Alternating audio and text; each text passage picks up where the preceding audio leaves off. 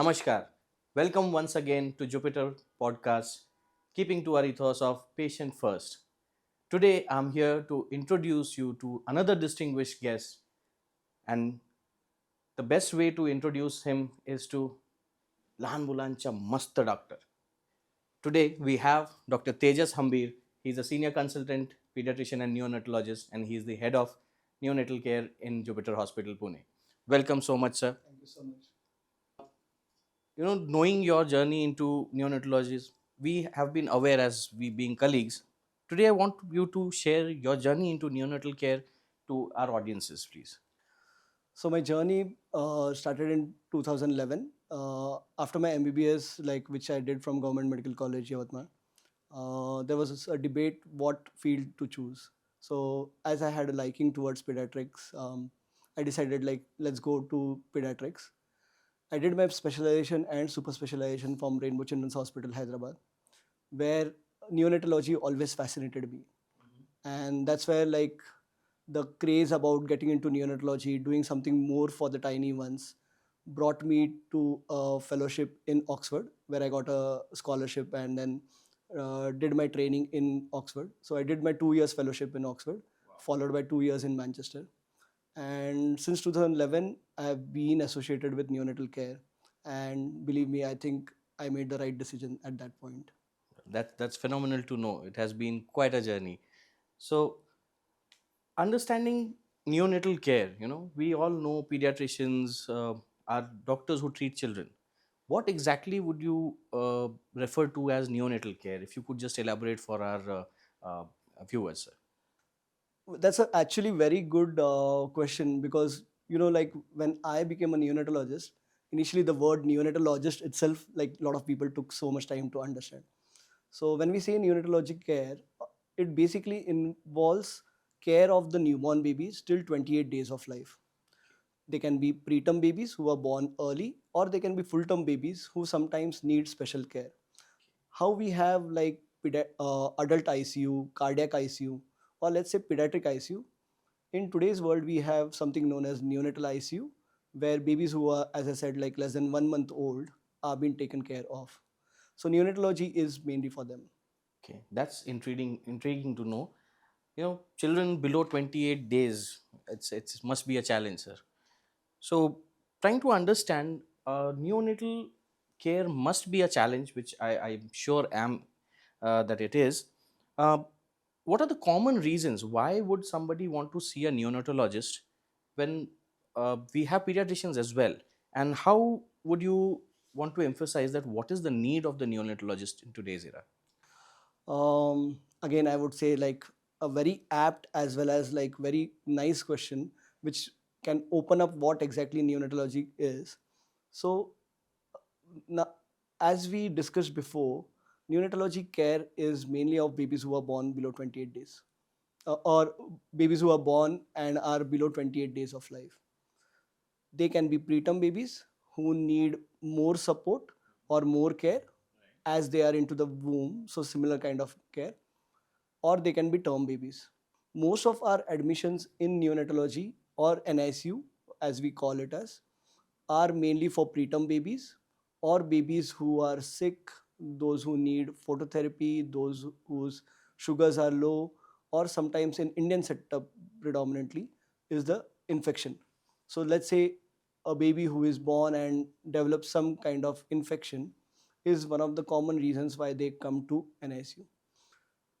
If we look into the evidence or statistics kind of thing, two-thirds of our admissions in Jupiter Hospital are for preterm babies who are born below 37 weeks. They can be as small as 24 weeks, who are just born in 7 months, with as less weight of 500 grams to anywhere till 37 weeks. That's something very interesting and uh, something which is not heard on a day-to-day basis. So babies who are that small, you just mentioned that 500 grams. I've heard people saying that thoda weight kam tha bacche ka. So what was the weight? 1 kg 900 grams. If that is considered as a low birth weight, 500 grams must be a big challenge. So what are the few challenges that you face while managing such preterm babies? Prematurity, like as we define it as like babies who are born 37 weeks and below, is anywhere viable period from 24 to 37 weeks. So the biggest challenge during this time is replicating the same environment which the baby is in mother's womb externally. So we call it as in utero replication to ex utero replication. As we all know, most of the times these babies form their organs by 20 weeks. The whole and sole reason why they are into mother's womb is the maturity. Okay. When they come out, we want to ensure that they mature the same way as they would have done into mother's womb. Now, when I say that, it sounds very simple, isn't it? But uh, managing such small babies, like a simple thing like getting an IV access to them, is not easy. They're as thin as like our hair, like the veins are as thin as our hair. Ensuring that the respiratory care is taken care well. The biggest challenge in initial few days of a premature baby is the lungs will be immature, the heart will be immature. So stabilizing their respiratory and cardiac function is utmost important. As they become a bit more mature, ensuring that they establish feeding during this period, they don't develop any infection, which again is major problem in Indian setup, or they don't develop any bleeding into the brain or any other complications like we call it as NEC, uh, late onset sepsis, is our utmost priority.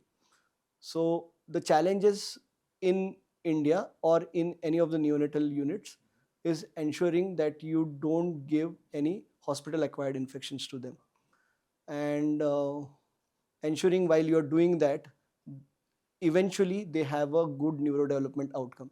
See, saving babies is one thing, right?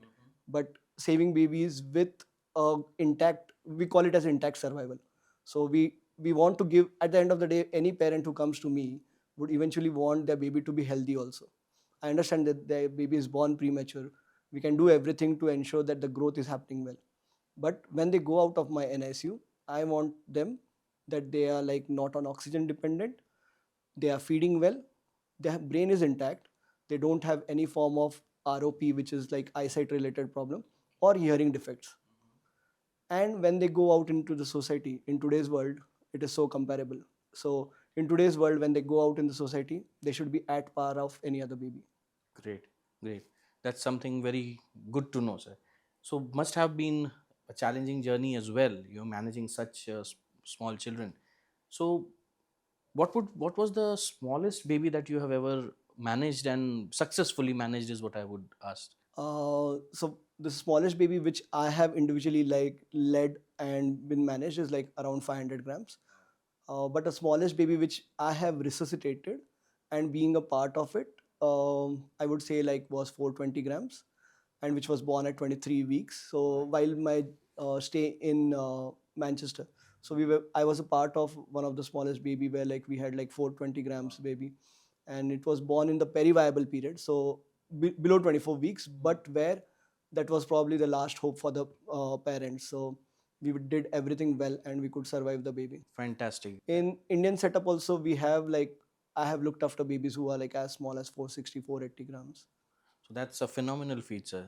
So during this journey where the baby is just born, it's too small to survive on its own because it's supposed to be within the womb of the mother, but it's outside now, and you are managing it. You being a doctor, well, you have been managing such cases on a daily basis, and that works well for you. How do you think, or rather I would ask, how do you support the parents from an emotional point of view, from a psychological point of view? It must be traumatizing for the parents to just let that smaller baby into somebody else's hand and trust them that okay, probably they might be able to take care of him. I think so. You have like exactly hit the nail kind of thing. In our setup, it's not only about managing like adults is a bit different. Adult ICU is a bit different. But when it comes to neonatal intensive care, just imagine like a mother like getting separated from her just newborn baby. How overwhelming it will be. And it's not a matter of one day or so. It's usually like in babies do stay with us sometimes for 100 days, somewhere anywhere, like as depending upon how early they are born, so they stay for a longer time. Our our role is not only providing care to the neonates who are there in the unit, but also providing support, empathy, and providing them uh, or letting them know what they should realistically expect of the child. And s- every single point, it is very difficult. So most of the parents, what do I tell is, take one day at a time. How the baby, if the baby would have been in their womb, they would have not rushed into chalo aaj deliver karte hain, chalo aaj deliver karte hain. They would have taken one day at a time. So that's how I keep counseling them also. We are moving towards more of family centric care, where we try to involve parents also, so they can be involved right at the initial phase. So once the mother is ready, I tend to call mothers to the neonatal unit, let them hold their baby, let them touch the baby, which is very important. Once the baby comes out of any kind of respiratory support, we start something known as KMC, which is also known as skin to skin contact, which helps in building the bond which the mother has with the baby. It has a lot of advantages, like it is good for the baby as well as mother. Like simple thing like mother's milk output improves once they have like more skin to skin contact. If we talk about the baby, their apnea episodes, neurodevelopment, this all things like definitely are much better when they have skin to skin. Once the child goes a bit more mature, we also involve father in that care, and then letting the parents getting involved into changing diapers, getting involved into the feeds. These are very small things to listen, but they play a major role into their care. So ensuring that we are empathetic while uh, at the same time like taking care of the smallest preemies. Right. That's really interesting to know. So, summing it all up for the audiences, you gave a very good insight about what neonatology is, how have your journey been, and what are the challenges that we face on a daily basis. So, but not all children would be newborn. Some would be just, not all babies would be premature, but babies which are born to term, where they are otherwise completely mature. What are the few red flags that you would want to, let our audience know that the parents should be aware of, where they should require a doctor's intervention?